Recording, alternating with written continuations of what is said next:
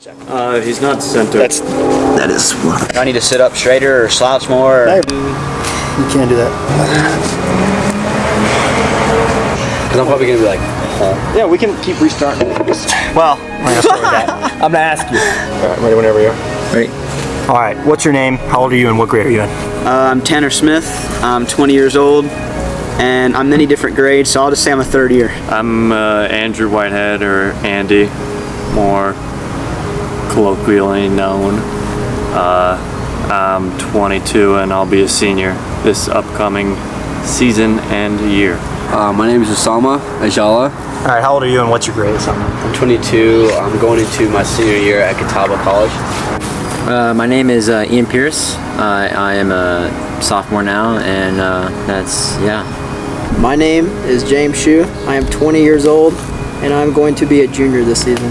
My name is Carson Wells. I'm 18, and I'm going to be a rising freshman. My name is Seth Caudill. I am 19 years old, and I'm also going to be a sophomore this year. How are you feeling about this upcoming cross season, Andy? It'll be bittersweet, I'm sure, because it's my last. But there's a kind of hopefulness I have for it, because I think this is the best running I've done in a summer leading up to a cross country season so far. A group of guys that's more talented than me, because in high school, like a lot of times, I'm the best runner. Yeah. And being with a group of guys where I'm one of the, I'd say, worst runners, or we're all like pretty equal, it's just better for yourself to train with people better than you, because it pushes you to be a better version of yourself that you don't get when you're by yourself. So what's a big motivator for you, Ian? It's no secret. It's probably my family, 100 times down. I mean, it's just like, it is what it is. I don't want to be that cheesy football player that says, "Mama, I can't, I'm coming home with it," but it truly is. I feel like they've given me everything in my life.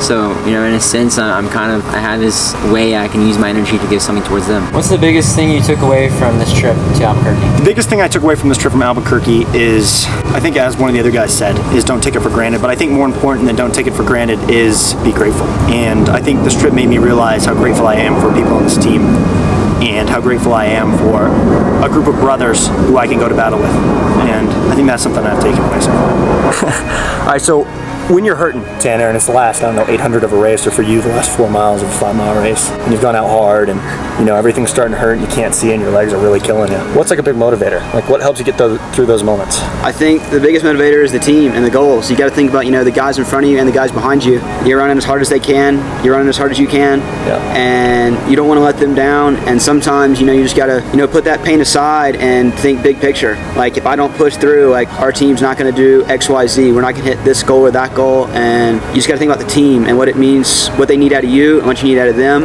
And you can't worry about them. You just got to do your part. And it's just got to do your role, do your job. And that's just what I'm thinking about. Proving people wrong.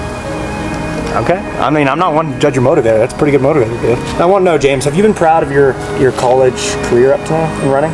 Yeah, I'd say I'm pretty proud of how far I've came, but there's definitely more work to be done in training and in racing. And I think that's going to show in a couple of months. So what do you think, what's your biggest takeaway from this trip to Albuquerque? It can be with your running, or with how you've grown closer to people, or... I think it's definitely like I wasn't expecting to go on this trip, and sometimes it's like you just want to deal with the change that happens in a good way, and I'm glad that I ended up going on the trip instead of the other plan that I had during the summer. And sometimes being somewhere different and changing the perspective from the East Coast and North Carolina, like, gives you a different perspective and kind of lets you relax your mind, and almost like you're meditating, or like get into this, let your brain rest from the typical day and just the typical terrain and everything. It's completely different here, and I like that. Anything you want to say to yourself or the team? Advice? It can be running, time related? Just everything doesn't seem okay sometimes, but if it's not okay, then it's not the end. And I like to tell myself that when things get a bit rough and a bit dicey, and that light at the end of the tunnel may seem a bit farther, I like to remind myself that,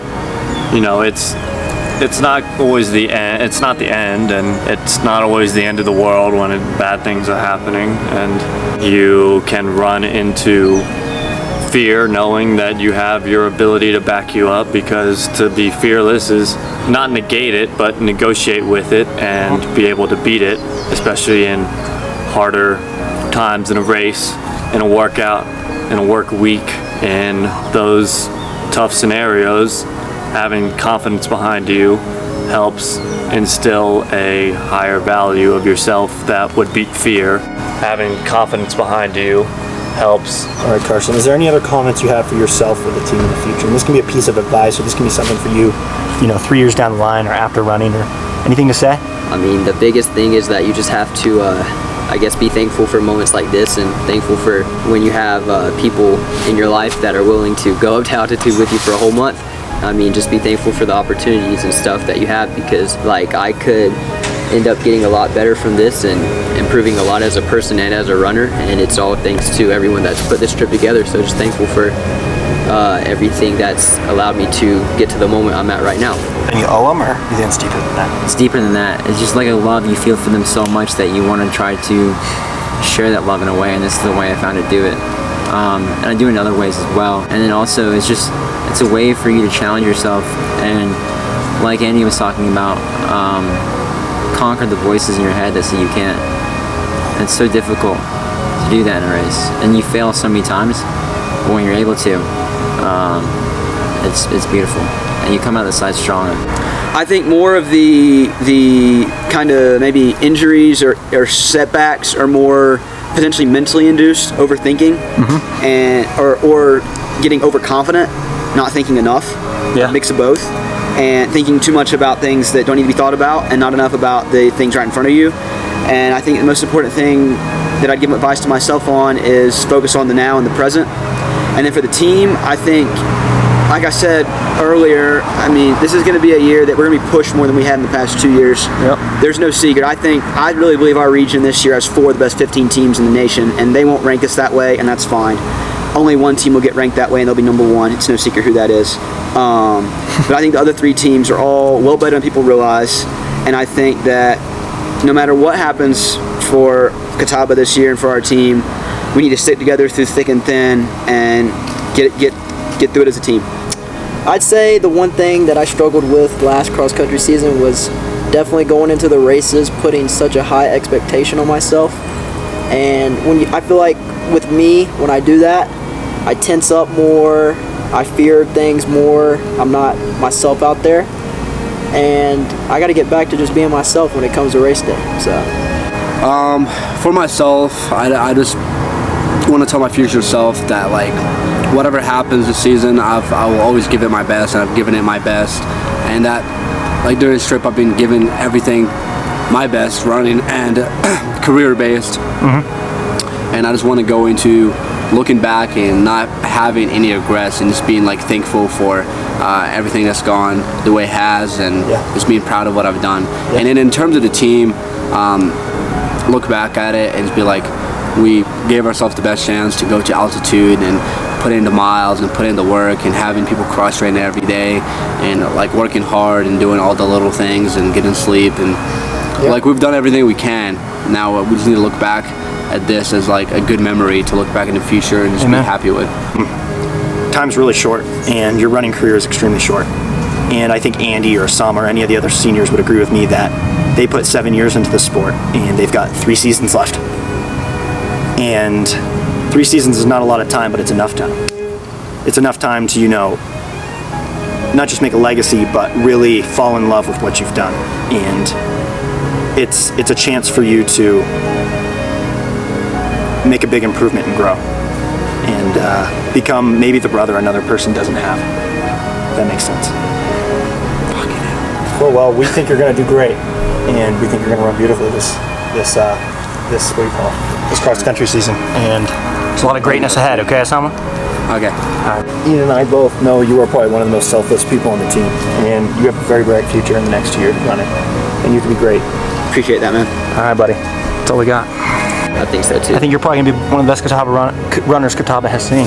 Hope so. I would not be surprised if we're going to see a sub-14 performance here soon. See, y'all gonna be there with me though. Amen, man. Amen. All right.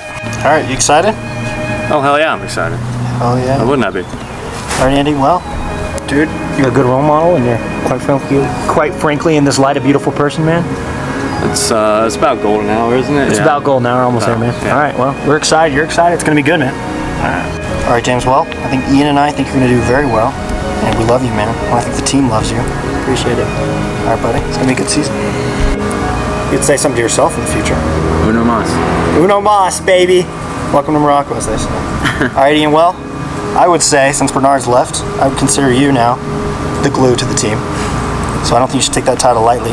But, Ian, you are one of the most godly men I've ever met. And don't take that lightly, okay? Thank you. I met a lot of godly men. All right, Ian, dude, you're going to do great, man. Thank you. When it comes to running, you're always looking for something new, something to make you better. And I appreciate it about you. All right, cool. Interview's done, baby. That guy's just listening from over there. All right, cool.